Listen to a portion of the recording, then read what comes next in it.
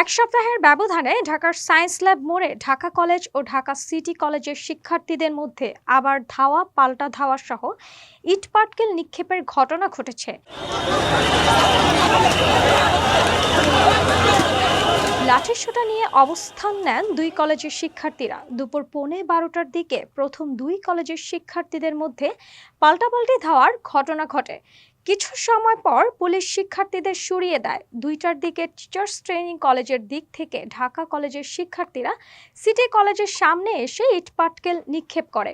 এক পর্যায়ে police sound grenade নিক্ষেপ করে তাদের ছত্রভঙ্গ করে দেয়। দুপুরে সিটি কলেজের সামনে সিটি কলেজের শিক্ষার্থীদের লাঠিসোঁটা নিয়ে অবস্থান করতে দেখা যায়, আর টিচার্স ট্রেনিং কলেজের সামনে ঢাকা কলেজের শিক্ষার্থীরা লাঠিসোঁটা নিয়ে অবস্থান নেয়। তখন সড়কে যান চলাচল করছিল। এক পর্যায়ে ঢাকা কলেজ ও সিটি কলেজের পাল্টাপাল্টি ধাওয়ায় বাস ভাঙচুরের চেষ্টা হলে পুলিশ তাতে বাধা দেয়। সায়েন্স ল্যাব মোড়ে বিপুল সংখ্যক পুলিশ মোতায়েন করা হয়েছিল। বেলা 2:45টার দিকে কাঁদানে গ্যাস ছুড়ে শিক্ষার্থীদের ছত্রভঙ্গ করতে দেখা গেছে পুলিশকে।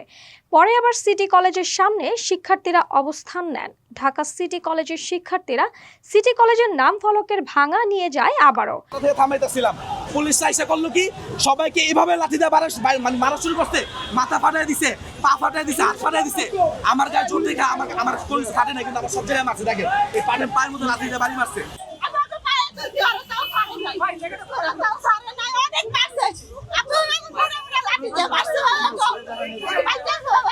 ঢাকা কলেজ আর সিটি কলেজের মধ্যে কয়েকদিন ধরে লেগে আসতেছে। তো কালকে নাকি আমাদের এই যে আপনার ঝিগাতলা 2-এর দিকে রবীন্দ্র সরোবরের সিটি কলেজে কিছু আউটড্রেসে স্টুডেন্ট আমাদের ঢাকা কলেজে এক ছোট ভাইয়ের মেয়েরা গুরুতর আহত করছে। তো পরবর্তীতে আজকে সকাল থেকে টানটান উত্তেজনা দুই কলেজের মাঝখানে, তো আমাদের ইন্টারগুলো প্রতিবাদ স্বরূপ তাদের ওখানে গেছে, শুধু তাদের নেম প্লেটগুলো টানছে। আমাদের অনার্সের যারা আছে ঢাকা কলেজে আমাদের সাথে কোনো ইয়েও না, আমরা কোনো জড়াইও নেই। আপনারা দেখছেন যে কালকে আমাদের ইন্টারমিডিয়েটের একজন ছোট ভাইকে গুরুতরভাবে ওরা অসুস্থ করছে, আহত করছে। ও এখনো পপুলার হসপিটালে ভর্তি আছে। কলেজ প্রশাসন বলছে যে এটা আমরা দেখতেছি, এটা সুষ্ঠু একটা সমাধান চাই, আমরা তা মেনে নিয়েছিলাম। কিন্তু আজকে অনার্স লেভেলের একজন স্টুডেন্ট সায়েন্স ল্যাব হয়ে বাসায় যাচ্ছিল, সায়েন্স ল্যাব থেকে ওকে ধরে নিয়ে গুরুতরভাবে আহত করেছে। আমরা এরপরও কি ঘরে বসে কলেজে বসে থাকতে পারি, ক্যাম্পাসে বসে থাকতে পারি না। প্রতিবাদ স্বরূপ ওরা কি করছে, ওরা টিয়ারশেল নিক্ষেপ করছে নাকি ওরা। পুলিশ, আমার কথা হচ্ছে পুলিশ নিরপেক্ষভাবে আচরণ করবে, কিন্তু পুলিশ সবসময় কেন একপাক্ষিক হয়ে আচরণ করে? এই শহর মধ্যে পুলিশের লাঠিচার্জ করছে। ওর আম্মু সাথে ছিল, একটা হচ্ছে দৌড়াচ্ছে, দুইটা লাঠিচার্জ করে থাকা সত্ত্বেও তাকে মারা হয়েছে। বাচ্চা নিজের প্রাণ বাঁচানোর জন্য নামতে গিয়ে পিছলে গিয়ে পড়ে যে অনেক আইসিউর এরকম খুব বাজে অবস্থা। কিন্তু আমরা তো এরকম সংঘাত চাই না। আমরা আমাদের শিক্ষকরা সবাই আমাদের বুঝ দিয়েছে যে বাবারা তোমরা সংঘাত করো না, আমরা মিলমিশ করবো। তারপরে আমরা কিছু করি নাই, কিন্তু আজকে কেন পুলিশ আমাদের সাউন্ড গ্রেনেড মারলো? আর আমাদের কথা আমরা যেখানে যাইনি তাহলে আমাদের স্টুডেন্টরাই করে, আমরা ছাড়াই দিচ্ছি, ওরা থেমে গেছে ইন্টারগুলা। তো কেন আবার এটা শুরু করলো? এই ক্ষোভে যখন আমরা যাই, ওদের শুধু আমরা গেট পর্যন্ত ধাওয়াটাই দিছি।